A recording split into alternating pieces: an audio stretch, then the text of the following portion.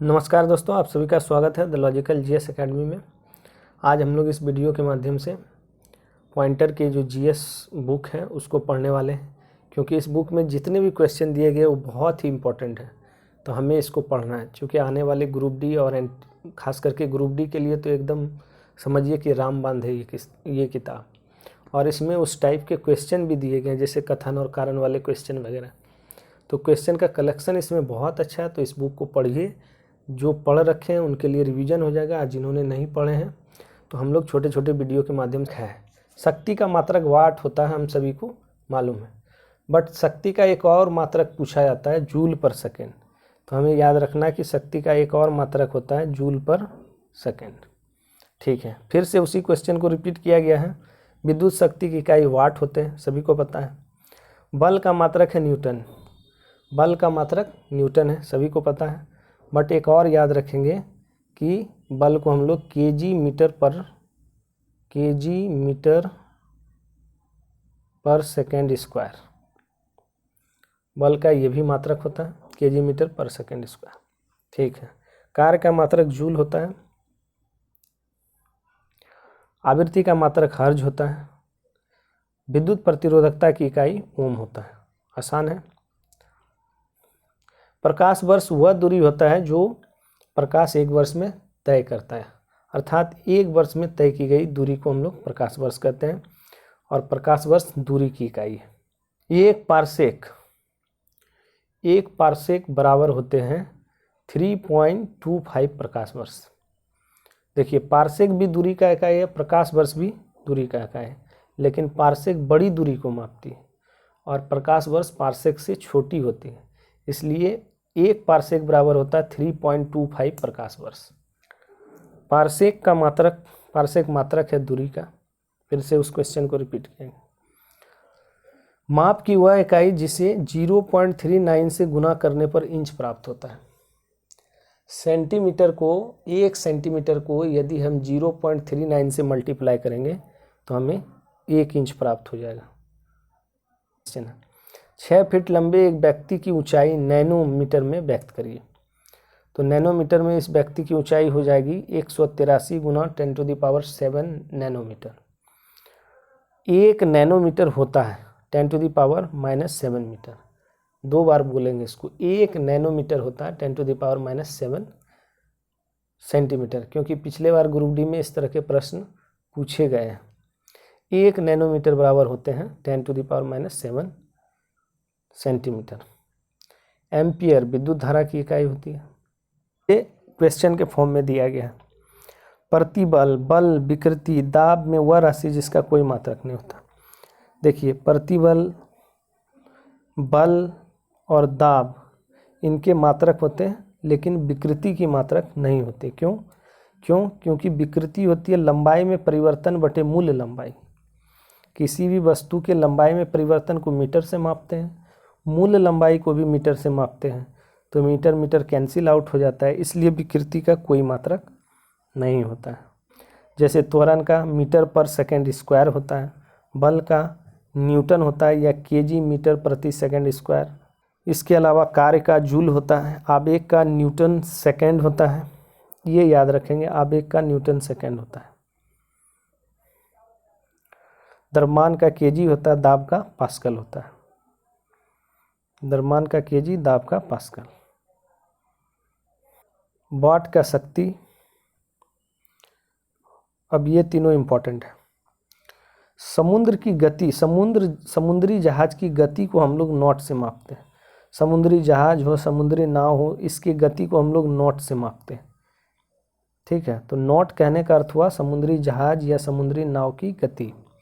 लेकिन नॉटिकल मील जो होता है वो समुद्र के अंदर दूरी को मापा जाता है, अर्थात नौका चालन या जहाज के द्वारा कितनी दूरी तय की गई, इस दूरी को हम लोग नॉटिकल मील से डिनोट करते हैं। कैलोरी हम सभी को पता है ऊष्मा का मात्रक है। वोल्ट विभवांतर का मात्रक है। उच्च वेग अर्थात मैक संख्या। एंगस्ट्रम प्रकाश के तरंग दैर्घ्य की इकाई। अब देखिए, 1 हॉर्स पावर में होता है 746 वाट। याद रखेंगे 1 हॉर्स पावर में 746 वाट। जूल ऊर्जा से उसी प्रकार संबंधित है जिस प्रकार पास्कल दाब से, क्योंकि जूल ऊर्जा का मात्रक है और पास्कल दाब का मात्रक। अब देखिए 1 माइक्रोन बराबर होता 1/1000 मिलीमीटर, अर्थात 1 माइक्रोन बराबर हो गया 10⁻³ मिलीमीटर। उसी तरह से 1 माइक्रोन बराबर हो जाएगा 10⁻⁴ सेंटीमीटर। सेंटीमीटर में 10⁻⁴, मिलीमीटर में 10⁻³ डेसिबल ध्वनि की प्रबलता की इकाई है। ध्वनि की प्रबलता की इकाई डेसिबल है। देखिए अश्व शक्ति, ये शक्ति की इकाई है लेकिन ये व्यावसायिक यूनिट है, कमर्शियल यूनिट है। जैसे हम लोग मोटर लेते हैं या फिर पानी वाला मशीन लेते हैं तो उसकी जो शक्ति मापी जाती है वो हॉर्स पावर या अश्व शक्ति से। और अभी ऊपर में हमने पढ़ा कि 1 हॉर्स पावर बराबर 746 वाट होता है। सेल्सियस तापमान की इकाई है।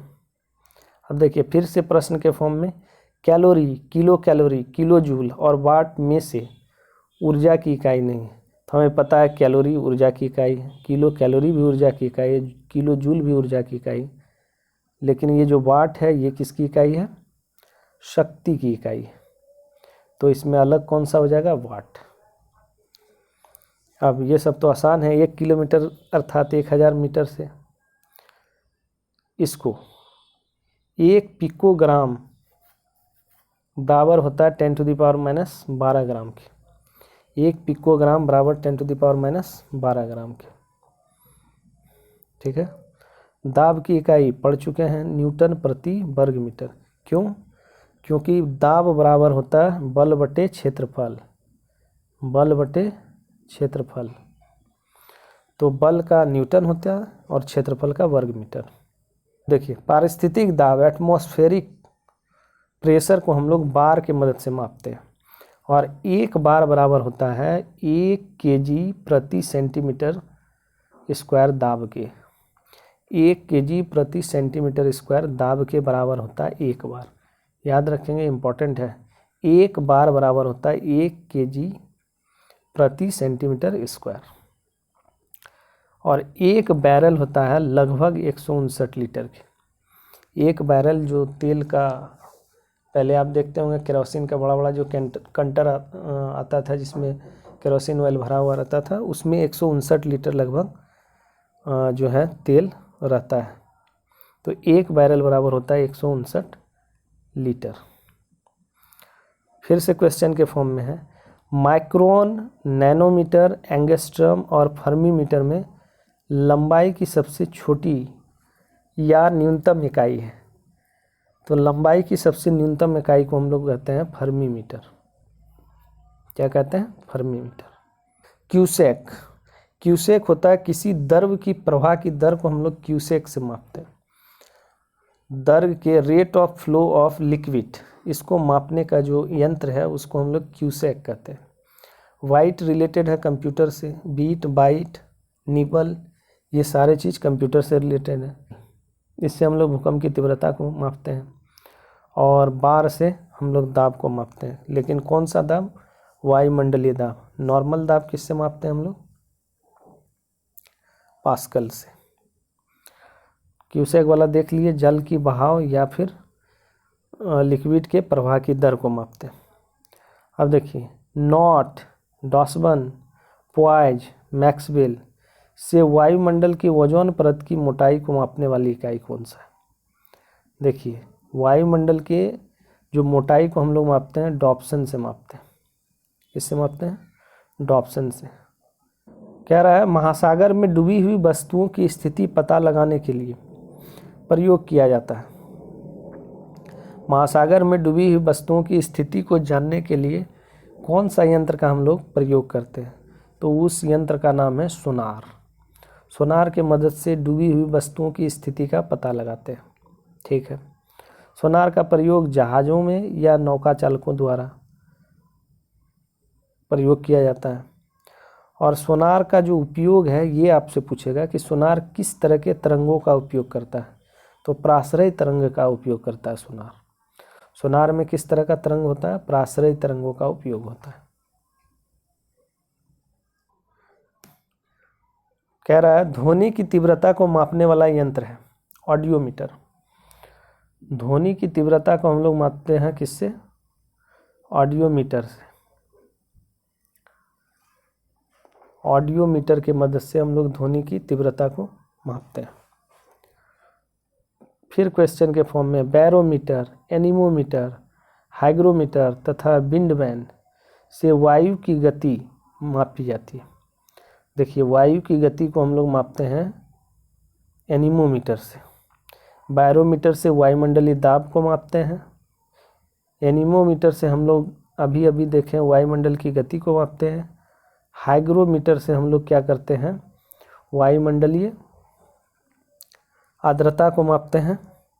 और विंड वैन की मदद से हम लोग वायु की दिशा का पता करते हैं। ठीक है, तो इसका आंसर होगा एनीमोमीटर।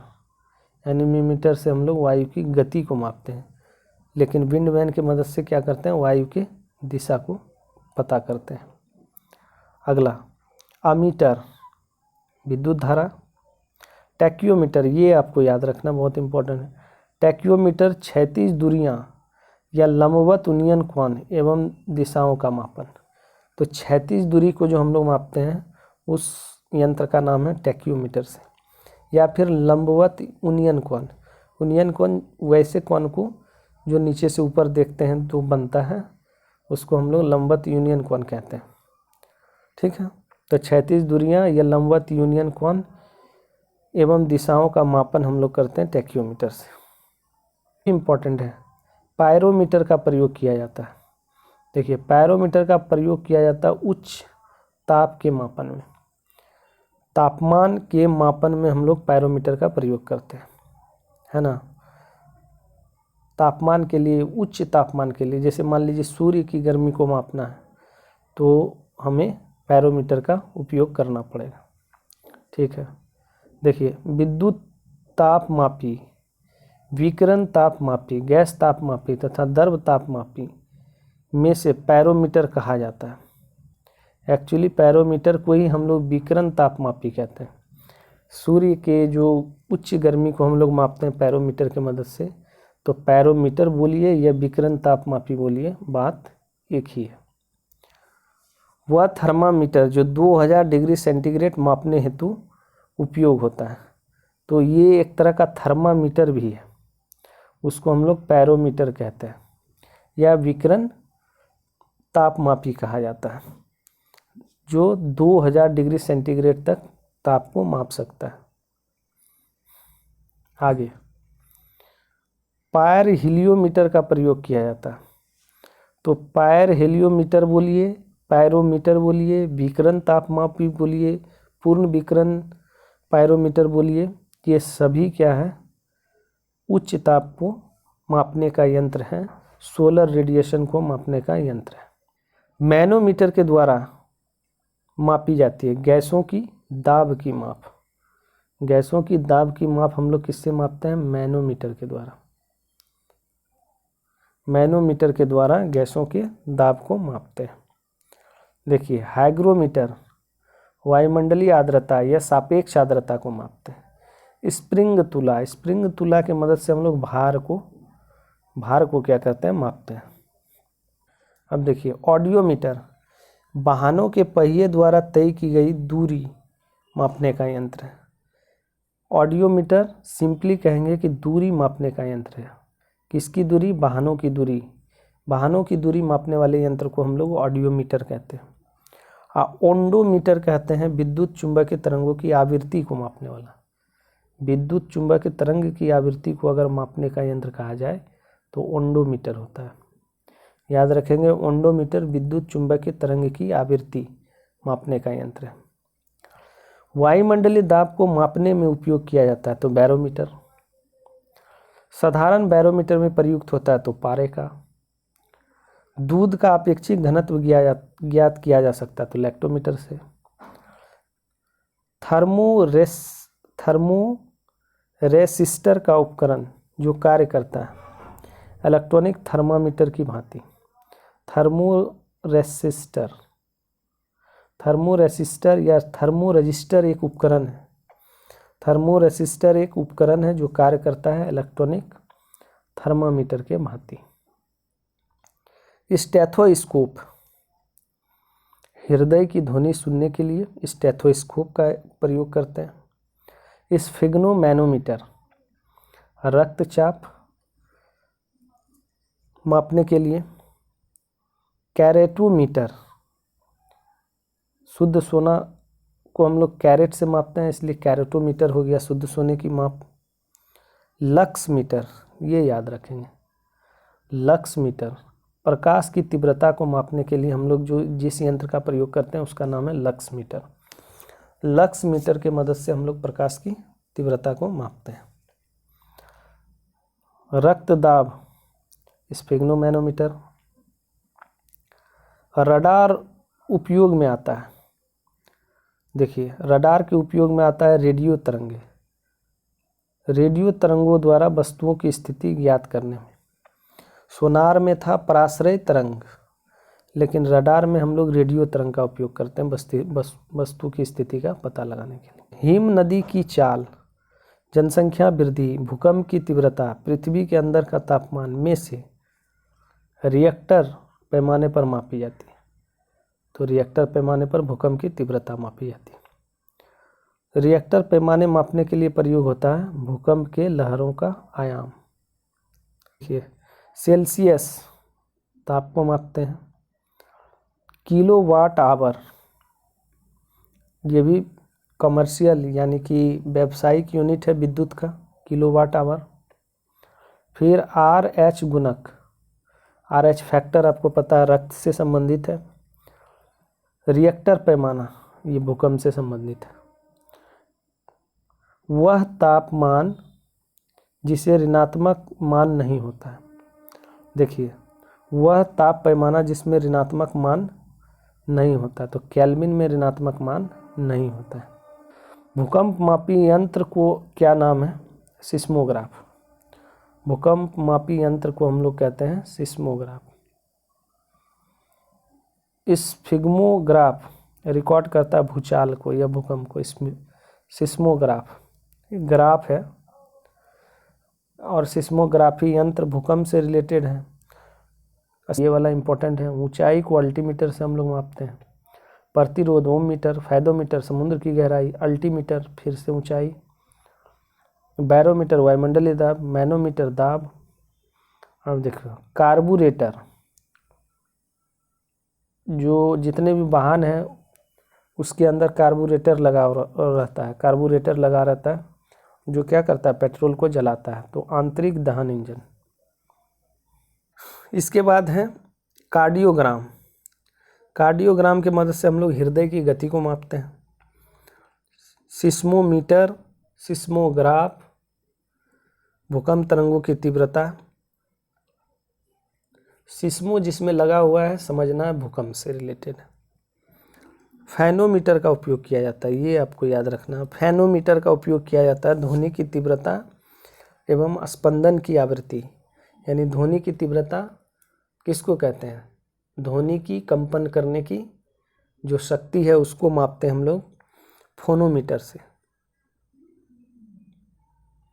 तो फोनोमीटर का उपयोग की जाती है ध्वनि की तीव्रता या कंपन करने की दर, उसको हम फोनोमीटर से मापते हैं। और झूठ बोलने वाले व्यक्ति को पता लगाने के लिए जो यंत्र का इस्तेमाल किया जाता है उसे हम लोग पॉलीग्राफ कहते हैं। पॉलीग्राफ के मदद से कोई व्यक्ति झूठ बोल रहा है या नहीं बोल रहा है इसकी पता कर लेते हैं। तो इस प्रकार इस वीडियो में हम लोगों ने कुछ SI यूनिट को साथ ही साथ कुछ मापन यूनिट को भी पढ़े। अगले वीडियो में नेक्स्ट टॉपिक को देखेंगे। जो आपको पसंद आया होगा। Thanks for watching.